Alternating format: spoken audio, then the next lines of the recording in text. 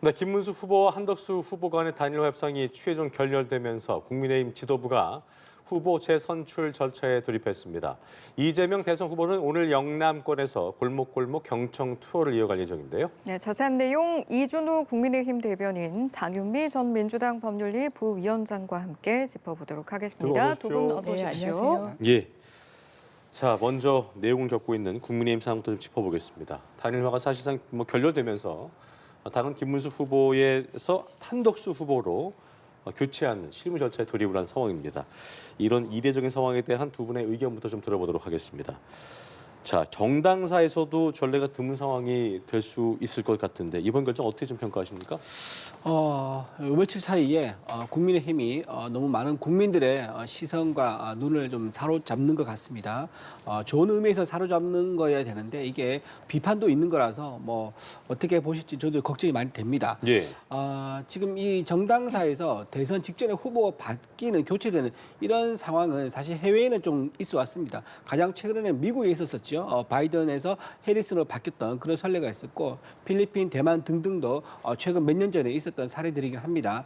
후보가 바뀌는 교체되는 사유는 대부분 후보와 그리고 정당에서 어떤 갈등 때문입니다. 예. 정당에서 정당의 목표는 대선에서 승리하는 것이고 후보의 목표는 정당에서 대선 주자로 선출됐기 때문에 그 자리를 끝까지 지키는 것. 이제 이게 보통 충돌을 합니다. 현재 상황은 처음부터 경선을 할 때 어제 법원에서 나온 것처럼 단일화에 대한 약속을 여러 번 했었기 때문에 적어도 단일화에 대해서는 협상 테이블에 올라서 착수하는 모습 정도는 보여야 된다는 것이 법원의 판단이었던 것이죠. 그리고 정당에서도 가지고 있는 자율성, 정치에 대한 폭넓은 자율성을 법원에서 인정을 해줬습니다. 따라서 이번에 협상 결렬된 것, 세 번이나 협상을 했음에도 불구하고 결렬된 거에 대해서는 좀 안타까운 일이긴 하지만 당원들의 뜻이 그렇다 그러면 당원의 주인은 당원이기 때문에 당원들의 뜻을 우선적으로 존중해야 될 수밖에 없는 그런 상황에 이르게 된 것에 대해서 참 안타깝게 좀 생각을 합니다. 자, 국민의힘이 이번 후보 교체가 대선 전국에도 뭐 상당한 파장을 미칠 것으로 보이는데 어떻게 좀 바라보고 있었어요? 이건 민주주의가 아닙니다. 사실 어떤 근거를 갖고 이렇게 했는지 지금 당원 말씀하시지만요. 이를테면 이런 겁니다. 예비 경선 치렀잖아요. 그러니까 당내 경선을 치렀잖아요. 그때 같이 함께한 당원들이 40만 명이 넘어요. 거기엔 또 국민 여론조사까지 도입이 됐기 때문에 일반 시민분들도 참여를 하셨었죠. 예. 그리고 지금 단일화 여론이 높다라고 했을 때 당 지도부가 돌렸던 그 여론조사 지표 결과에 참여했던 당원 수는 25만 명입니다. 어떤 게 더 정당성이 있습니까? 이를테면요. 그럼 법원 결정 수용이라고 말씀 주시지만 법원에서 왜 김문수 후보의 대선 후보 지위와 관련해서 신청을 기각했냐면요.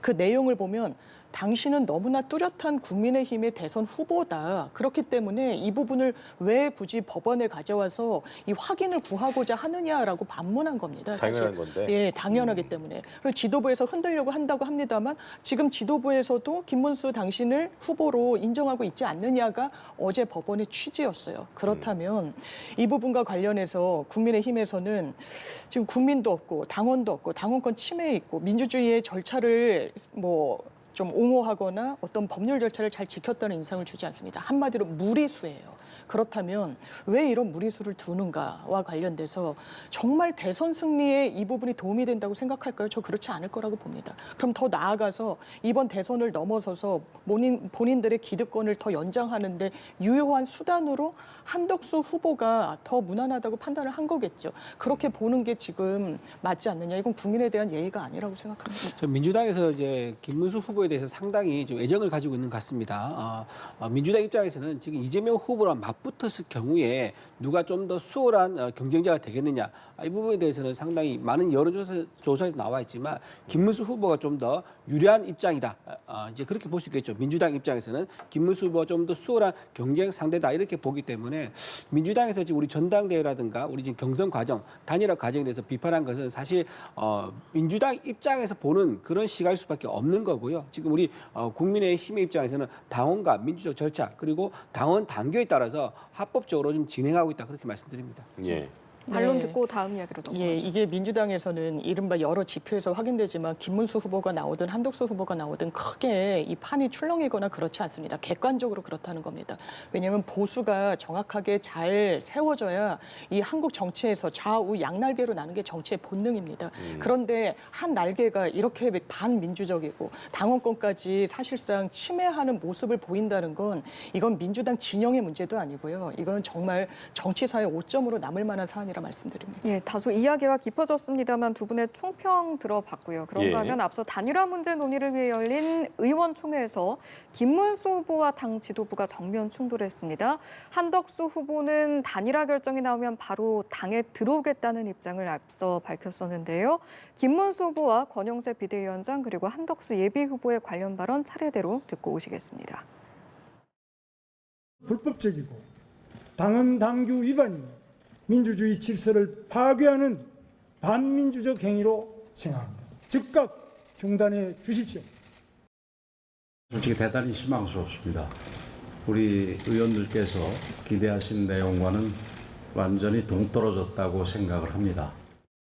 어떤 형태로든 간에 그게 단일화를 다시 추진을 해가지고 그 단일화 경선을 통해서 되든 결과가 나온 직후 바로 입당하도록 하겠습니다. 예, 앞서 저희가 두 분과 좀 다루긴 했습니다만 거듭된 협상에도 끝내 의견 차를 좁히지 못한 부분, 가장 큰 부분은 좀 어디서 나온 결과라고 보십니까? 이제 가장 큰 입장 차이는 그거 같습니다. 후보자 김문수 후보자는 경선에서 이긴 것을 중요하게 생각하고요. 정당에서는 대선에서 이기는 것이 중요한 겁니다. 현재 지금 각종 여론조사를 보면은 한덕수 후보가 대선 출마하기 전인데도 출마 선언을 하기 전인데도 상당히 앞서는 위치에 나왔었지 않습니까? 국민의힘에 있는 어떤 후보보다도 이기는 그런 지지율을 얻었었고요. 지금도 이기는 그런 지지율이 나오고 있는 상황이기 때문에 정당의 입장에서는 그렇다면 이재명 후보와 겨루어서 이길 수 있는 가능성이 좀 더 높은 후보를 선택하는 거 이거는 정당으로서 숙명적인 거죠.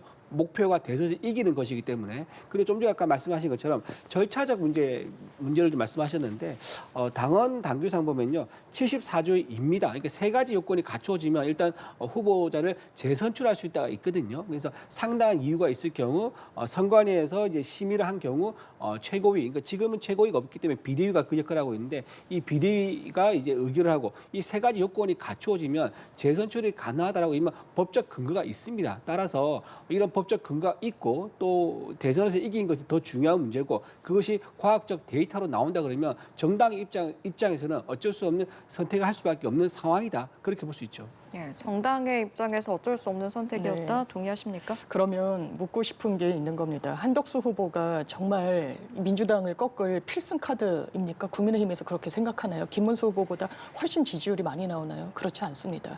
한덕수 후보는 반기문 전 사무총장에 많이 비견되는데 반기문 사무총장과 상당히 다른 점은 반기문 사무총장은 20%대로 출발을 했었고요. 외연을 넓힌다는 평가는 최소한 받았었어요.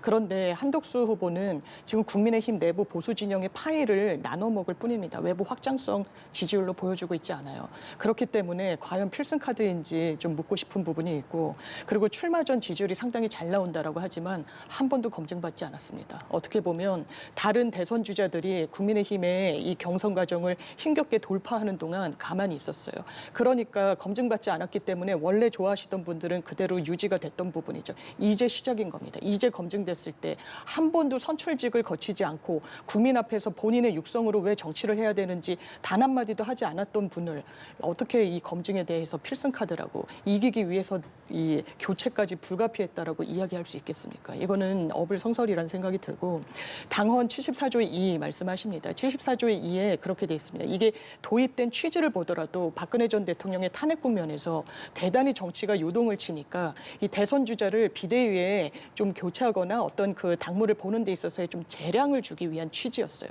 정확하게 문헌은 이렇게 돼 있습니다. 상당한 사유가 있을 때 대선 후보 선출에 관한 상황을 비대위 의결로 정한다는 거예요.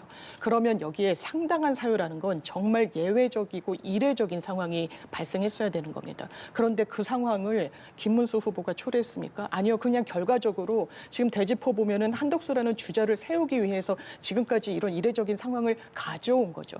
이 후보 교체가 필요한 상당한 사유를 제공한 게 김문수 후보로 일단 법적으로 보여 보여지지 않아요. 그렇다면 이 부분이 정말 대선 가도에서 국민의힘 지지층을 똘똘 뭉치게 하고 나아가서 중도층 표까지 흡수할 수 있을 거라고 생각하고 이 절차를 가져온 것인지 좀 의문입니다. 제가 잠깐 짧게 예, 발언 발언 좀 주시죠. 하겠습니다. 상당한 차이라는 것은요. 지금 김문수 후보와 전당대회 내내 있었던 단일화에 대한 입장입니다.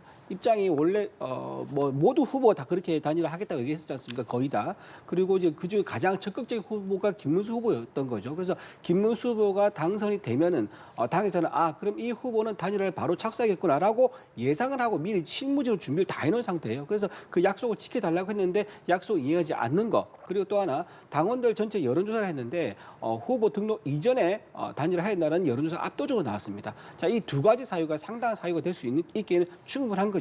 또 하나 말씀드리면 확장성이 없을 거라고 말씀하셨는데요.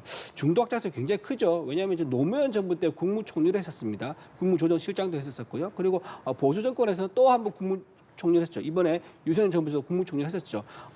호남 이제 지역 기반을 가고 있는 민주당에서 국무총리, 그리고 보수 정권에서 또 국무총리, 이렇게 국무총리를 양쪽에서 전부 다 했을 정도면은 충분히 중도에서 확장성이 있다. 무당층도 선호를 할 만한 그런 자격이 있는 거죠.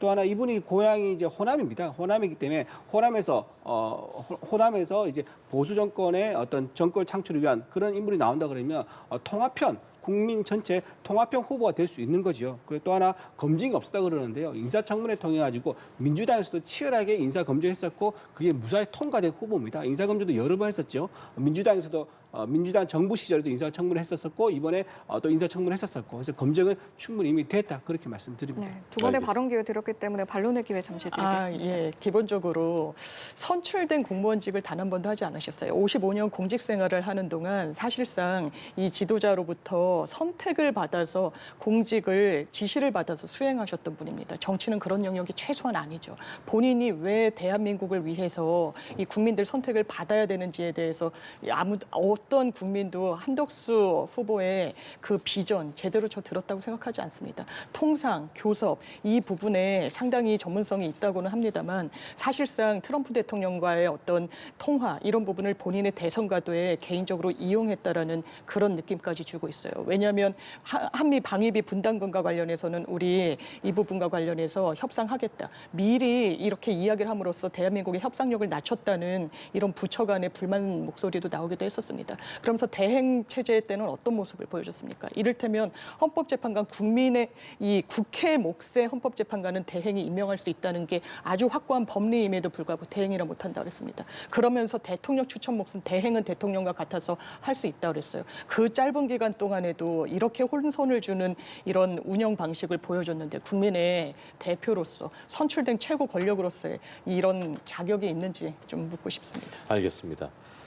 자, 이런 상황에서 무소속으로 대선 출마를 선언했던 한덕수 후보 오늘 새벽에 국민의힘에 입당을 했고 후보 교체를 위한 마지막 단계로 오늘 당원 투표가 진행이 됩니다. 당내 여론 또 결과 어떻게 좀 예상하고 계세요? 일단 절차는 오늘하고 내일이 두 가지 크게 나눠집니다. 네. 오늘은 이제 의총에서 뜻을 모아서 어제 새벽이었죠. 오늘 새벽이었죠. 예, 오늘 새벽에 의총에서 뜻을 모아서 안건을 올렸습니다. 안건을 예. 올리고 비대위에서 의결을 해가지고 후보자 재선출이 필요하다고 의결을 했죠. 그게 이제 선관위 넘어갑니다. 선관위 넘어가서 이제 다시 비대위에서 최종적 의결하는 게 오늘 새벽까지 이제 절차였던 거고요. 지금 이제 전당대회 이제 열어야 되는데 전당대회 효과를 어떻게 가져올 것이냐. 실제 이제 무슨 체육관을 빌려서 하는 전당대회 보통 이렇게 많이 생각하거든요. 근데 네. 그러지 않습니다. 그러지 않고 전 당원을 대상으로 투표를 합니다. ARS죠. 여론조사를 해가지고 그 결과를 가지고 전국위원회를 열어서 의결하게 되면 그게 전당대회와 똑같은 효과를 얻습니다. 따라서 오늘 중으로 해서 전당대회까지 다 마치게 되면 내일 아마 후보자 등록하게 되는 그런 절차에 들어가게 될 것 같은데. 그러니까 오늘 그 꼭 뭐 전당대회라고 해서 뭐 어디 장소를 빌려서 네. 하는 그 행위가 아니라 오늘 전당원 대상으로 투표하는 것도 그렇게 대신 가져갈 수 있는 거다 그 말씀이신 그렇죠. 거죠? 그런 결과를 가지고 전국위원회에서 의결하면 전당대회와 똑같은 효과가 생기는 겁니다. 예.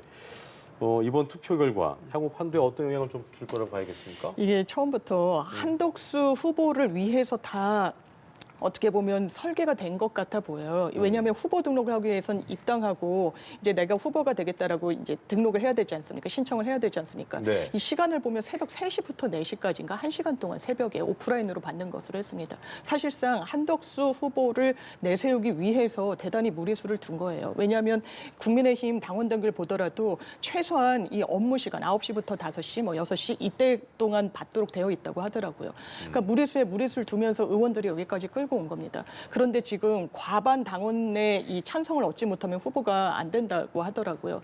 그러면 어쨌든 만약에 그 과반 문턱을 못 넘는다면 정말 국민의힘은 큰 내홍에 휩싸일 수밖에 없을 겁니다. 그렇기 때문에 이 원내 인사들이 지금까지 이런 무리수를 갖고 왔던 거 아닙니까? 모든 조직을 가동해가지고 당원에 있어서는 과반의 찬성을 이끌어낼 거라고 저는 생각합니다만 이 부분이 대선의 후보를 선출하는 과정이잖아요. 원래는 전당대회 통해서 당원들이 있는 과정에서 해야 되지만 그것조차 할 수가 없는 겁니다. 지금 약식의 약식, 이 불법의 어떤 위법 이런 부분이 다 점철돼 있는 걸로 보이거든요. 그럼 그 이후에 국민 선택을 받을 때 이 부분이 아마 장애로 작동할 가능성이 좀 매우 농후하고 11일까지 이 절차를 진행하기 위해서 굉장히 좀 바쁘게 움직인 이유 중에 하나가 이제 11일이 되면 공식 선거운동 바로 하루 전날이고 후보 예. 등록이 맞춰져야 됩니다. 그러면 많은 그 당에서 대출을 일으켜서 그 비용을 쓰고 나중에 15% 이상을 받으면 이제 선거 비용을 보전받는 거예요. 근데 후보가 낙마하거나 사퇴를 하면 그 비용 보전을 못 받게 됩니다.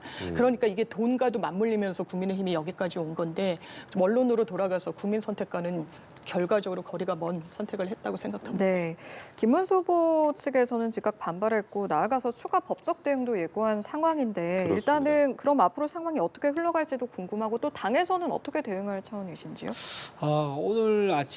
오늘부터 이제 후보 등록을 할 수 있거든요. 근데 예. 지금 김문수 후보 측에서는 이제 중앙선관위에 가서 후보 등록 절차를 이제 실행하겠다라고 했는데 중요한 이제 서류 중에 하나가 뭐냐면 정당의 후보 추천서입니다. 정당의 후보 추천서. 그러니까 이 정당의 후보로서 우리가 확인을 해주는 그런 문서가 있는데 그 문서가 바로 당 대표의 직인이에요. 당의 직인인데 그 직인을 받지 못한 상태에서 아마 하겠다 이제 이런 얘기를 하는 것 같은데 사실 그는 이제 당 선관위에서 찾아온다 하더라도 접수가 불가능할 겁니다. 그래서 현실적으로는 이제 오늘 선관위 가서 후보 등록한 것은 좀 어렵지 않겠느냐 이제 그렇게 좀 생각을 하고요.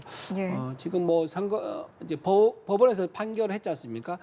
정당에 최대한 자율성을 부여해서 후보자 선출에 대해서는 정당이 알아서 하라. 그러니까 즉 법원의 판단이 이겁니다. 정당의 정치적 행위는 폭넓게 인정을 하고 거기에 대한 선택까지도 그리고 그 선택 따른 결과까지도 모두 정당이 책임져라 그런 취지입니다. 이제 그런 취지이기 때문에 지금 우리 정당에서 하고 있는 당원들의 뜻에 따라서 절차적 단계를 밟아서 후보자 재선출하는 과정, 이 과정에 대해서는 지금 김문수 후보와 충돌하는 데서는 참 안타까운 일이지만은 어쨌든 대선에 이기는 것이 가장 큰 목적이기 때문에 어쩔 수 없는 그런 과정이다 이렇게 생각합니다. 예, 추가 법적 대응에 나섰을 때 법원의 판단은 일단 전국은 좀 시시각각 바뀌어 보이는데 맞습니다. 어떻게 흘러가게 될지 유지가 될지 예. 달라질지 어떻게 전망하시는지. 그럼 어제 가처분이 왜 기각이 됐는지를 한번 살펴보면 전망하는 데 좀 도움이 될 것 같은데요. 기본적으로 아까 말씀드렸다시피 대선 후보 지위를 좀 확인해달라고 하는 건 당신은 이미 대선 후보다 확인의 이익이 없다라는 취지였고요. 그리고 전국이야 전당대회를 소집한다고 했을 때 그 당시에 이게 왜냐하면 하나하나의 이 소송 대상물은 정확하게 되어 있어서 그 당시에 공고를 냈던 부분이 소송물이었습니다. 그러면 그 당시에 안건을 국민의힘 지도부가 어떻게 했냐면 너무 급박하니까 미정이라고 했어요. 그러니까 어떻게 이렇게 미정으로 하고 대의원 명부도 확보가 안 됐는데 확정이 안 됐는데 이렇게 강행을 할 수가 있느냐 김문수 후보 측이 문제 제기를 했는데 법원은 이 부분과 관련해서는 사실상 이 미정으로라고 돼 있지만 말씀 주신 대로 정치권에는 어쨌든 재량이 있고 본인들이 할 수 있는 정치 영역이라는 게 있어서 이것만으로 이게 위법하다라고는 단정하기 어렵다는 거였어요. 근데 지금은 좀 국면이 바뀌었습니다. 어쨌든 당원 당규 절차에 따라서 국민의힘의 후보가 된 건 김문수 후보예요. 그런데 교체를 했을 때 지금 지도부에서 이야기하는 건 교체에 필요한 상당한 이유가 있다고 했습니다만 이게 법조인들이 뭐 정파를 떠나서 이야기하면 이 정도는 상당한 이유가 아니라는 거예요. 지지율이 좀 나오지 않는다. 본인이 단일화한다고 하면서 하지 않는다. 그렇지만 마지막 단계에선 김문수 후보도 단일화에 대해서는 기조가 바뀐 모습을 보여줬었거든요. 그럼 그런 부분을 다 담아서 이 후보 교체를 이렇게 바로 밤 사이에 있었던 일이에요. 그것도 수기가 대단히 있었다고 보여지지 않습니다. 이걸 법원이 어떻게 볼 것인지, 만약에 가처분에 들어간다면 이런 대선 후보 교체의 효력을 금지하는 가처분으로 갈 수밖에 없을 텐데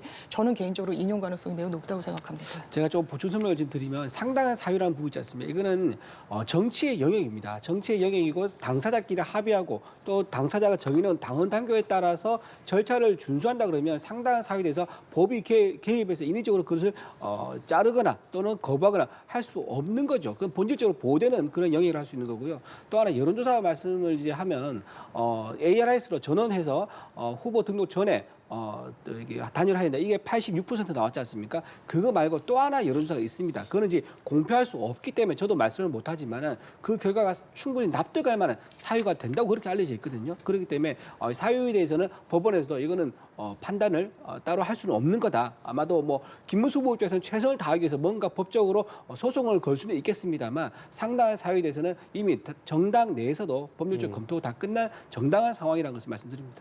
언론 듣고 가겠습니다. 예, 기본적으로 이런 식으로 정당사에서 찾아볼 수 없다라는 이야기가 나오는 건 이례를 넘어서 위법하다는 거고 상당한 사유라는 것도요. 이 기본적으로 어느 정도의 상식에 부합해야 됩니다. 물론 지도부 입장에서는 아니 단일화한다고 얘기했는데 왜 그 부분을 번복하느냐라고 할 수 있지만 그 부분과 관련해서는 정치적으로 홍준표 전 시장도 이야기했듯이 당신들의 음험한 전략에 되치기를 김문수 후보가 한 부분에 대해서 왜 비판하느냐라고 직격하기도 했어요. 정치 영역이랑의 재량이 많이 부여됐다고 말씀 주시잖아요. 그 영역에서 이해가 되는 부분이 있는 겁니다. 이게 후보 교체의 사유가 됐을 거면 후보로 계속해서 유지가 되는 그런 후보는 되게 없었을 겁니다. 그렇기 때문에 정당성과 명분을 누가 확보하고 있느냐의 게임에서는 사실 김문수 후보와 한덕수 후보는 사실 동렬에서 비교조차 불가능합니다. 어떻게 부전승으로 올라가고 사실상의 가로채기를 하고 이런 행태를 보이는 후보에게 더 명분이 있다고 판단할 수 있겠습니까? 자, 어쨌든 뭐 단일화라는 건 사실 아름다운 그 결합이라는 형태가 되게 중요한 걸로 볼 수 있는데 지지자분들도 또 어떻게 생각할지 제가 또 앞으로의 상황 지켜보도록 하겠습니다. 민주당 얘기 좀 짚어보겠습니다. 이재명 후보는 대선 후보자 등록을 하루 앞두고 경북 지역에 방문을 했습니다. 이번에는 제대로 일할 일꾼을 뽑아달라고 호소를 했는데요. 발언 먼저 듣고 오시죠. 제1위 조건은 잘생긴 것도 아니고 색깔이 빨간색이냐 파란색이냐도 아니고 진짜 중요한 것은 충직하냐, 두 번째 유능하냐 아니겠습니까? 다 공과가 있는 거 아닙니까? 그리고 특히 나라를 지키기 위해서 목숨을 바치는 사람들에 대해서는 거리가 중요합니다. 자, 민주당에게 가장 어려운 지역입니다만 어쨌든 국민의힘 핵심 기반 겨냥한 행보였습니다. 어떻게 좀 보셨어요? 지금 말씀하신 것 중에 첫 번째가 충직하냐, 두 번째가 유능하냐. 근데 저는 세 번째, 네 번째가 빠졌다 생각합니다. 어떤 겁니까? 세 번째는 도덕적이냐. 좀 뭐 이미 다 알려져 있지만 형수한테 하는 그런 행위는 차마 입에 담을 수도 없는 것들이죠. 그리고 네 번째, 임기를 다 채울 수 있느냐. 이게 가장 중요한 것 같아요.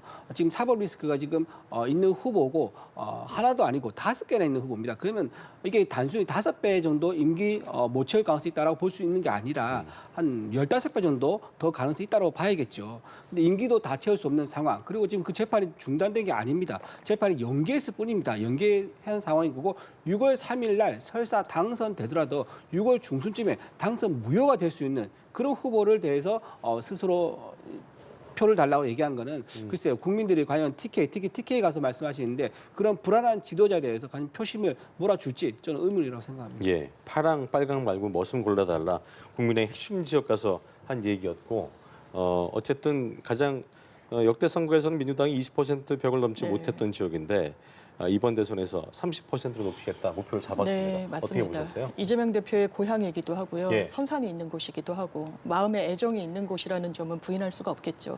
그리고 지금 이번 대선에서 중요한 건 이 이재명 후보가 이야기한 것처럼 진보 보수도 아닙니다. 빨강 파랑도 아니고요. 영호남 갈라치기도 아닙니다. 무조건 경제고 민생이고 생업이에요. 이 경제 파탄 누가 가져왔습니까? 윤석열 정부가 갖고 왔습니다. 이번 보수 정부가 갖고 왔다는데 이론의 여지가 없습니다. 대한민국이 안정을 찾고 있는데 K-산업, K-기업, K-뷰티 뭐 여러 선도하는 부분을 갖고 있는데 계엄을 느닷없이 하고 전시 상황이었다라고 이야기하는 이 정권 거기에 대해서 정확한 반성 사과 있었습니까? 그래 보이지 않죠. 그러니까 사실상 내란 혐의의 피해자를 후보로 내세우는 거 아니겠습니까? 그럼 민주당은 국민들을 위한 길을 가겠다는 겁니다. 먹고 사는 문제, 생업의 문제, 소상공인들 지금 불평 겪으시고 고통 겪으시는 부분에 대해서 우리가 하겠다는 부분을 하는데 지금 국민의힘의 정책이 뭔지 많은 분들이 물으세요. 반 이재명 이외에 보이지 않습니다. 그러니까 흔드는 거예요. 법리에 맞지 않는 주장으로. 이를테면 이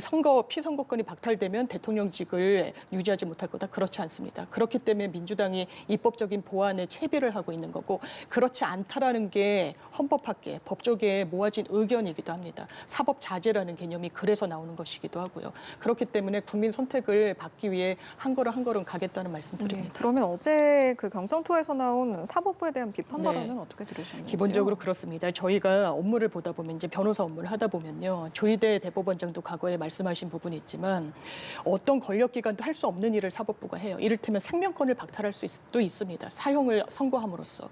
그리고 기업이 무너질 수도 있고 재건을 할 수도 있고 개개인으로 돌아가면 어떻게 보면 완전히 인생이 걸려 있습니다. 그런데 대법원 어떻게 했습니까? 상당히 졸속이란 비판을 왜 자초했습니까? 이런 식의 어떤 해명을 내놓더라고요. 원래 기록 보지 않아도 된다. 그러면 국민들 뭐라고 생각하시겠습니까? 나는 내 인생에 걸려서 대법원까지 많은 비용을 들여가지고 절차를 갔는데 기록을 안 봐도 된다? 내가 내 문서, 내 주장, 대법원 여태까지 보지 않고 했다는 건가?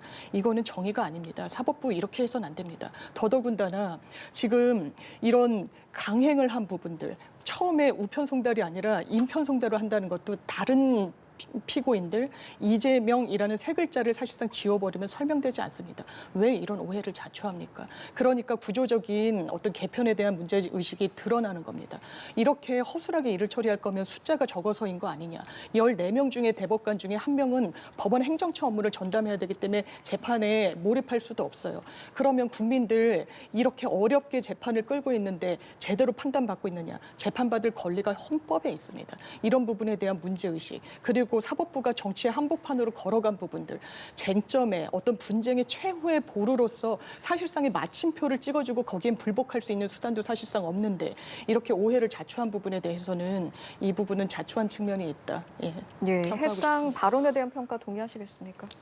저는 이제 민주당의 이재명 후보가 그동안 사법 리스크가 있음에도 불구하고 계속 전당대회에 거쳐서 당 대표도 하고 대외 활동하고 이제 대선 주자까지 또 왔지 않습니까? 저는 그 과정에서 보여준 민주당의 그 입법 폭주, 입법 남용 이거 굉장히 심각한 문제를 생각합니다. 우리나라 삼권 분립 국가인데 그거를 전부 다 형용화 시켰습니다. 껍데기만 남겨놨다고 비판을 받고 있습니다. 그중에 이제 이재명 후보가 했던 부분은 재판에서 불출석했던 거 30번 정도 되죠. 그다음에 소송 기록 같은 것도 접수받지 않고 도망 다녔습니다. 그것도 30번 가까이 됩니다. 그리고 변호사 선임도 안 해서 재판 고의로 지연시켰습니다. 이런 식으로 재판을 지연시켜서 그 결과가 초저속으로 재판이 지연됐기 때문에 뒤에서 어떻게 해야 됩니까? 만약에 해서 재판 속도를 정상적으로 하든지 좀 더 빨리 올려야 되지 않습니까? 그걸 가지고 재판을 왜 빨리 하냐, 신속하게 하느냐. 본인 재판을 도망 다녔으니까 당연히 뒤에서 빨리 메꿔야죠. 그럴 수밖에 없는 상황인데 그걸 사법부 탓을 한다? 그건 굉장히 잘못된 거고요. 또 하나 조희대 대법원장에 대해서 지금 청문한다 그러지 않습니까? 청문한다고 하면서 또 탄핵을 얘기하고 또 전국 법관회의 같은 것도 얘기를 하고 지금 이런 상황인데 저는 지금 조희대 대법원장 같은 경우는 본인 법과 원칙에 따라서 판단한 것에 대해서 더군다나 10명이 다 유죄로 판단했습니다. 그리고 1심 포함하면 총 13명입니다. 이렇게 많은 재판관들이 전부 다 유죄라고 판단했고요. 무죄라고 생각하는 사람은 4명 정도밖에 되지 않습니다. 13대 4입니다. 이렇게 압도적으로 판사들이 전문성을 가지고 법과 양심에 따라서 판단했더니 그 결과가 뭡니까? 청문회 부른다가 아닙니까? 그러다 보니까 다른 재판관들 전부 다 겁을 먹은 거예요. 야, 이재명 후보한테 유죄 때리면은 내가 나중에 청문회 불려가서 망신당하고 정말 창피당하겠다, 모욕감을 느끼겠다 싶으니까 전부 다 재판 지연시켜버렸잖아요. 그러니까 저는 제가 보기에는 민주당은 사법부를 자기 몸통의 꼬리 정도로 생각하고 있는 거에 불과하다.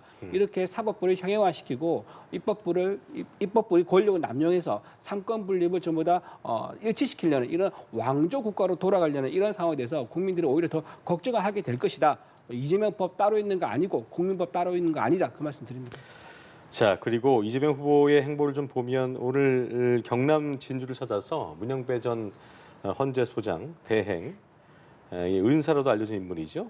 김장하 선생을 만날 예정인데 정치적 상징성을 갖는 일정으로 해석이 좀 됩니다. 네. 어떻게 좀 봐야 될까요? 그렇습니다. 이제 어른 김장하 다큐멘터리가 상당히 또 회자가 되기도 네, 하고 우리 사회에 주는 울림이 상당히 크죠. 본인 것을 내려놓고 사회를 위해서 그리고 시민들, 동료를 이웃을 위해서 헌신하는 그런 삶의 표본을 보여주신 분이기도 하고요.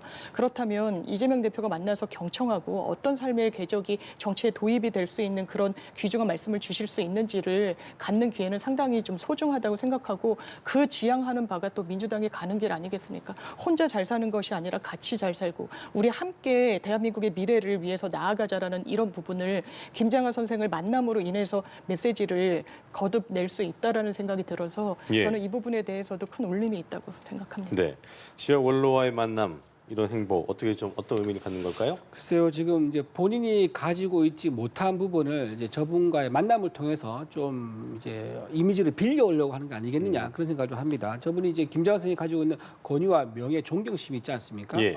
우리 사회의 큰 어른으로서 그런 이미지를 가지고 와서 본인이 그 등에 이제 횃불처럼 밝히려고 하는 것 같은데 글쎄요, 지금 많은 국민들이 이재명 후보에 관련된 여러 가지 서사에 대해서 모르지 않습니다. 그래서 이 상황에서 저렇게 김장하 선생님 같은 분을 만난 것은 거꾸로 역으로 자기가 가지고 있지 못한 부분을 메우려고 애쓰는 모습을 오히려 역설적으로 보여준 게 아니겠는가 그렇게 생각합니다. 알겠습니다. 오늘 예. 말씀 여기까지 듣고 마무리 짓도록 하죠. 오늘 이 시간 장윤미 전 민주당 법률위 부위원장, 이준우 국민의힘 대변인 두 분과 함께했습니다. 두 분 고맙습니다. 고맙습니다. 감사합니다.